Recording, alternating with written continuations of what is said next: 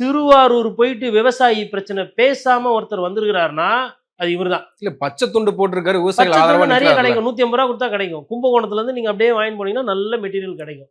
தஞ்சாவூர்ல கிடைக்கும், திருத்துறைப்பூண்டி கிடைக்கும், திருவிடைமருதூர் கிடைக்கும், எல்லா இடத்துலயும் கிடைக்கும். பச்சை துண்டுக்குலாம் அங்க பஞ்சமே கிடையாது. பச்சை துண்டு, சிவப்பு துண்டு, அந்த பெல்ட்டே அப்படிதான். இந்த 2 துண்டு தான் அங்க வேலை.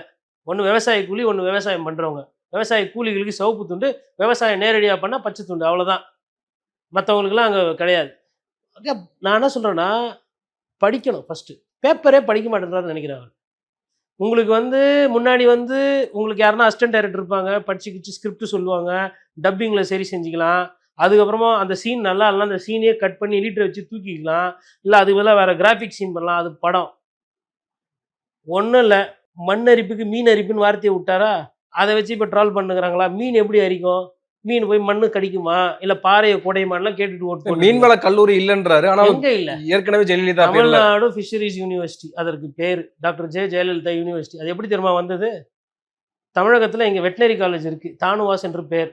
Tamil Nadu animal urban sciences, TANUVAS, Tamil Nadu animal sciences and veterinary university.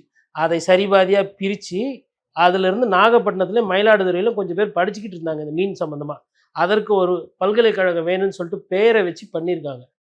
அதே மாதிரி இங்கே வந்து உங்களுக்கு கொடுவெளியில் ஃபிஷரிஸ் காலேஜ் இருக்குது, இங்கே திருவள்ளூர் பக்கத்தில். அதே மாதிரி உங்களுக்கு நிறைய ஆராய்ச்சி பண்ணுறதெல்லாம் இருக்குது. அந்தமானில் கூட வந்து அகாட்டி ஐலாண்டுன்னு ஒன்று இருக்குது. அதில் வந்து எறா புதுசாக எது வருது, புதுசாக எந்த சென்னாகுண்ணி இருக்குது, புதுசாக எது வந்து பால் ஊட்டி அங்கே மீன் இனம் எதனா இருக்கா, அந்த மாதிரி ஆராய்ச்சிலாம் பண்ணுது. பிரச்சனை என்னன்னா, அந்த படிப்பை படித்தா வேலை வாய்ப்பு இல்லை. அங்கே தான் பிரச்சனை. மீன் வளம் படிக்கிறத பற்றி பிரச்சனை இல்லை. அதுக்கப்புறமா வந்து நான் வந்து விவசாயத்தை பற்றி படிக்கிறத பற்றி பிரச்சனை இல்லை. தமிழ்நாடு அக்ரிகல்ச்சர் யூனிவர்சிட்டி இருக்குது. அதெல்லாம் பிரச்சனை கிடையாது. அதை படித்தா அதற்கு உண்டான வேலை வாய்ப்புகள் இருக்குது. அப்போ எதுவுமே புரிதல் இல்லாமல் நாகப்பட்டினத்தில் பிரச்சனையே வேறு. அது தெரியாது. அங்கே இருக்கிற மீனவர்களுக்கு என்னென்னா, அந்த பதப்படுத்தி வெளியில் எக்ஸ்போர்ட் பண்ணுறதுக்கு போதிய வசதிகள் இல்லை, குளிர்சாதன வசதிகள் இல்லை. அதுக்கப்புறம் எங்களுக்கு வந்து இந்த மாதிரி இந்த டாலருக்கு நிகராக வந்து சந்தையில் வந்து மதிப்பு கிடைக்க மாட்டேங்குது ஒரு சில நேரத்தில். அதேமாதிரி அவங்களுக்கு பெரிய பிரச்சனையே வந்து டீசல் விலை.